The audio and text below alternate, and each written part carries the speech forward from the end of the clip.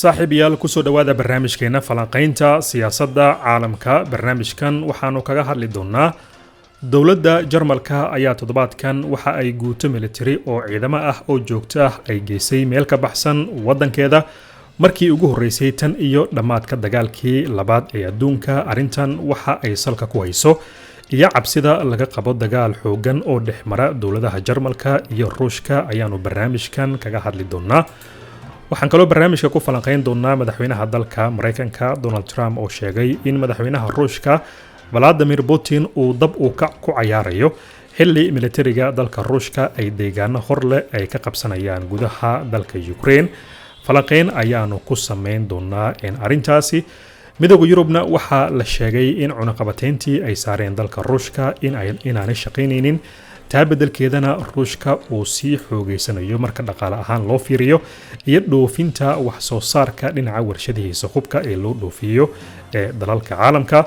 waxaan kaloo barnaamijka ku falanqaynaynaa wadan ka mid ah kuwa qaaradda Afrika ayaa waxa uu joojiyey xiriir xagga difaaca ah oo Jarmalka kala dhaxeeyay. arintan waxa xilligan kusoo beegay ayaanu falanqayn doonaa iyo Ruushka oo dabcan magaalada Istanbul u arkaa meel ku muhiimsan wada hadalada soo socda ee Ukraine ay la qaadan doonaan. iyo waxaan kaloo barnaamijkan kaga hadli doonaa warbixinada iyo macluumaadka dhinaca sirdoonka ee ku geedaaman wada hadaladan ee Ukraine iyo Ruushka ee dhacaya dhawaan iyo shuruudo cusub oo labada dhinacba ay miiska ay soo saareen sida loo arko, iyo Ruushka oo dabcan si gaar ah sheegay in uu la socdo ciidamo military ah iyo gaashaanbuurta NATO ciidamo ay ku soo ururinayaan xuduudda dalka Ruushka. arintaasi oo dabcan ka dhigan in dagaal uu ka dhex qarxi karo NATO iyo sidoo kale Ruushka, walow madaxweynaha Ruushka hore uu sheegay inuusan hadda dalkiisa ka fakiraynin in dagaal uu la galo dalalkan gaashaanbuurta NATO. waayahay bal markan barnaamijkeena aynu ku bilowno ciidamada dowladda Jarmalka ee markii ugu horeysay loo dirayo meel ka baxsan wadankooda.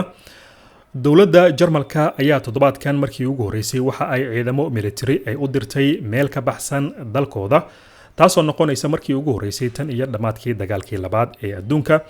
ciidamadan ayaa waxaa loo diray caasimadda wadanka Lithuania maalintii Khamiistii. xaflad ciidamadan lagu sagootinayay ayaa waxaa ka qayb galay ra'iisul wasaaraha wadanka Jarmalka, kaas oo halkaa ka sheegay in ciidamadan sababta ay u baxayaan ay tahay adkeynta ammaanka xulafadooda dalalka Baltiga la isku yiraahdo.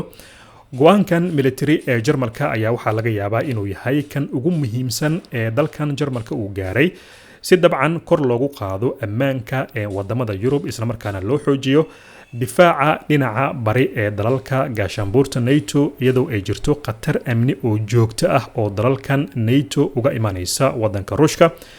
iyo hadal dhawaan ka soo yeeray madaxweynaha dalka Mareykanka Donald Trump oo ahaa in Yurub looga baahan yahay ammaankeeda inay kor u qaado, isla markaana qarashaadkeeda xagga difaaca ay wax ka qabato. go'aankan sidoo kale waxa uu daba socdaa kadib markii Trump dhawaan uu sheegay in uu wado dadaal lagu soo afjarayo dagaalka 3 sano qaatay ee dalka Ruushka uu ku hayo wadanka Ukraine. wadamadan la isku yiraahdo Baltika ee saddexda ah ee kala ah dabcan Lithuania, Estonia iyo Latvia ayaa waxa ay yihiin xubno ka tirsan gaashaanbuurta NATO. waxa ay saddexdaasi wadan ay ku biireen 29 Maaj 2004 ay xubno ka noqdeen gaashaanbuurta NATO.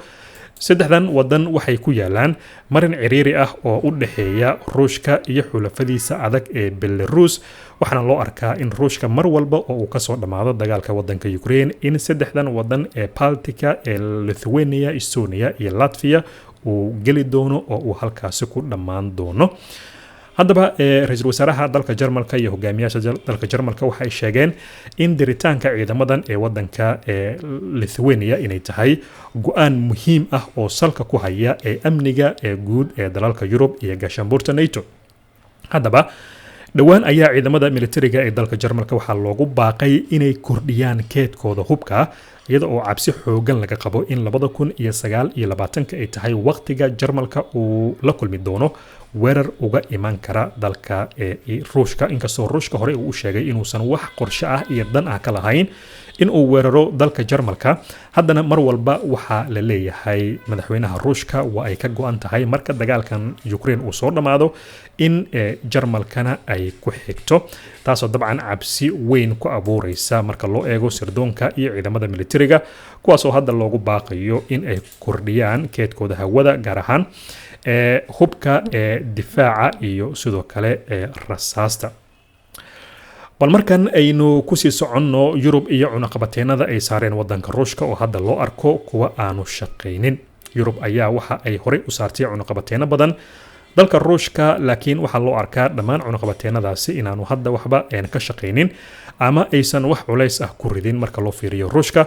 dhaqaalaha wadanka Ruushka ayaa weli wuxuu kusii socdaa inuu sii kordhayo marka loo fiiriyo, iyadoo cunaqabateen ay saareen dalalkan Yurubtan iyo markii 2022 uu bilowday dagaalka wadanka Ukraine. waxaa horey loo mamnuucay in saliidda iyo sidoo kale agabyada kale ee la xiriira dhaqaalaha duulimaadyada hawada dhammaan laga saaray cunaqabateen, isla markaana laga xanibay lacag gaaraysa 300 bilyan oo dollar oo dabcan keed ahaan Ruushka u taalay Yurub. sidoo kale falanqeeye arrimahan Yurub iyo Ruushka waxa uu hore u sheegay in ay Ruushka waxba aysan u dhimin marka loo fiiriyo cunaqabateennadaasi la saaray, sida laga soo xigtay warbixin kale.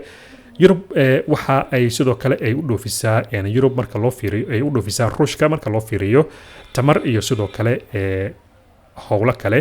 weli waa la ganacsadaa, laakiin dhinacan iyo Ukraine dagaaladeedii weli wax weyn ah kama aysan qaban arrimahan gudaha dalka Ruushka marka loo fiiriyo way wada ganacsadaan iyaga iyo dalalka Yurub. inkastoo cunaqabateen ay saaran tahay, waxaa inta badan cunaqabateennadaasi yihiin kuwa dhaqaale iyo kuwa la xiriira in wax soo saarka dalka Ruushka aan loo iibgeyn karin dalalka kale ee adduunka. bal markan aynu eegno dal ka mid ah kuwa qaaradda Afrika oo joojiyay xiriir xagga militariga ah oo uu la lahaa dalka Jarmalka. dowladda Uganda ayaa si rasmi ah ugu dhawaaqday inay joojisay wada shaqayntii military oo ay la lahayd dalka Jarmalka kadib markii ay ku eedeysay safiirka Jarmalka ee Uganda inuu ku lug lahaa howlo faragelin ah iyo abuuridda qalqal amni.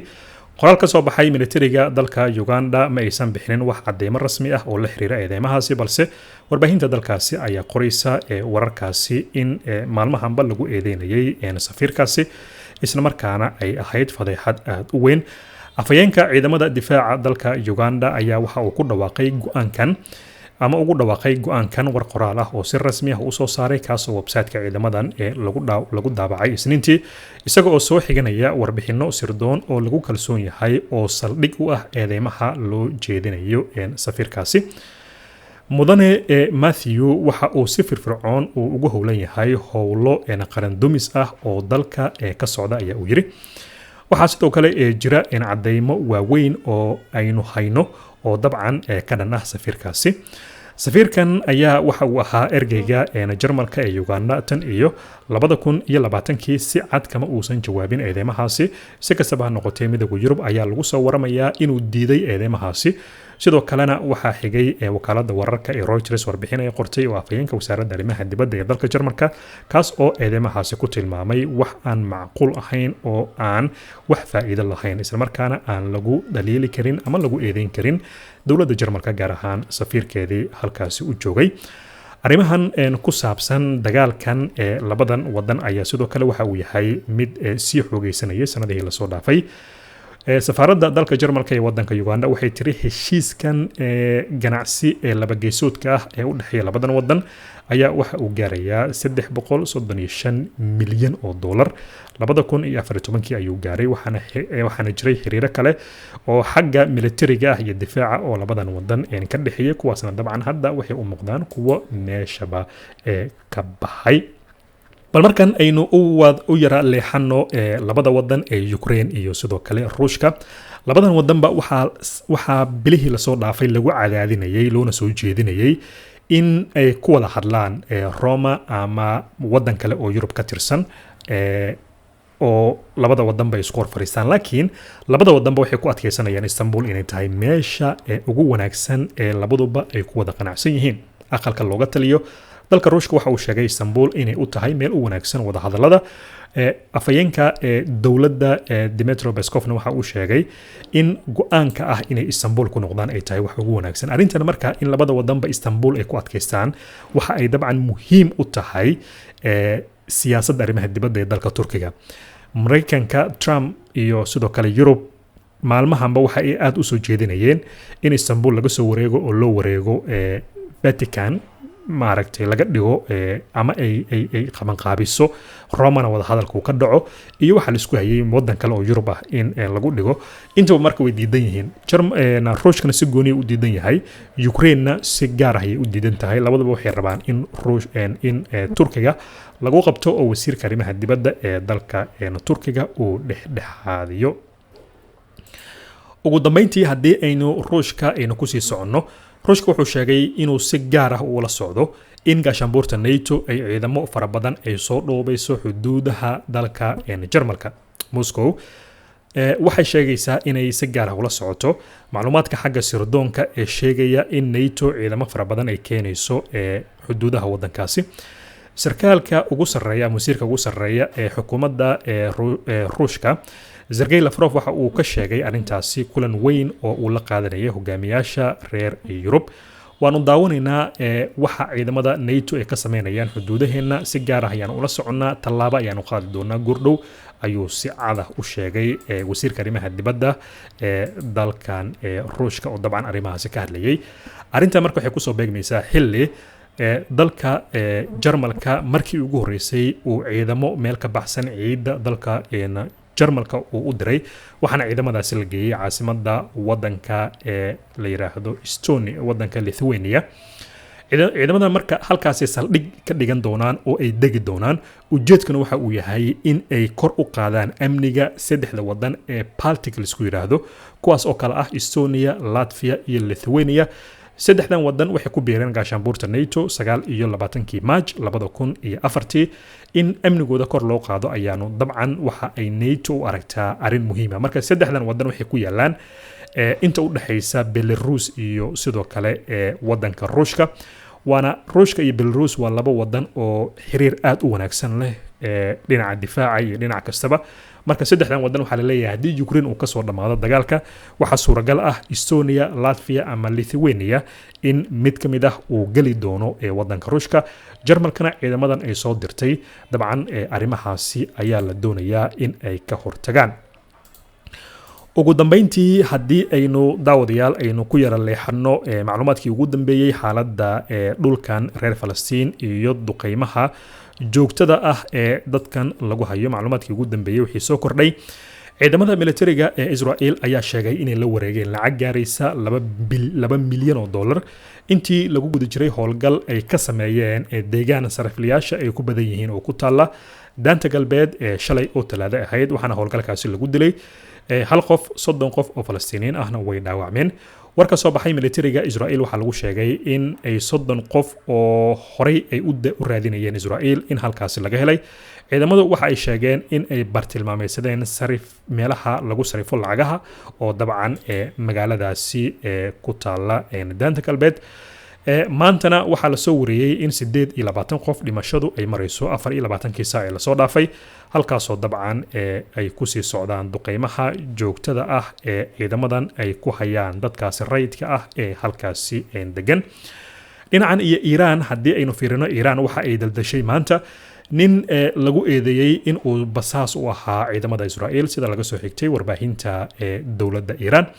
ninkan la dildilay ama la dilay maanta magaciisa waxaa la yiraahdaa Petram Madani, kaasoo dabcan lagu eedeeyay inuu dhowr jeer u booqday Israel, la kulmay hay-adaha sirdoonka ee Israel, isla markaana macluumaad ku saabsan arrimaha gudaha ee dalka Iiraan uu u gudbinayay saraakiishan ugu sarreysa ee sirdoonka. waxaa warbixintan dowladda ka soo baxday lagu sheegay in Madani ninka la yiraahdo uu dhowr mar u helay lacago cryptocurrency ah oo uu ku bedelanayay macluumaadka sirta ah ee dalka Iiraan. waxaana uu dhowr jeer uu aadi jiray wadanka Belgium halkaasoo kula kulmi jiray saraakiisha moosada ee Israa'iil Madani ayaa waxaa la daldalay kadib markii maxkamadda ugu sarreysa ee dalkaasi ay go'aankaasi ay ka gaartay. waxaa sidoo kale la leeyahay bishii Abriil sidan oo kale ayaa waxaa loo daldalay nin kale oo Muxsin yiraahdo kaasoo dabcan isagana lagu eedeeyay in uu xiriir la leeyahay weerarkii ay sirdoonka Israa'iil ay 2022 ku dileen sarkaal korneel ahaa oo sare oo Iiraan ka tirsan oo magaalada Tehran isagana lagu qaarijiyay. macluumaadkan ayaa daawadayaal ugu waaweyn kuwa haatan ka taagan caalamka. si aad u hesho kuwan iyo kuwa kale fadlan subscribe saaro channelkan oo la soco macluumaadkaasi. mahadsanid.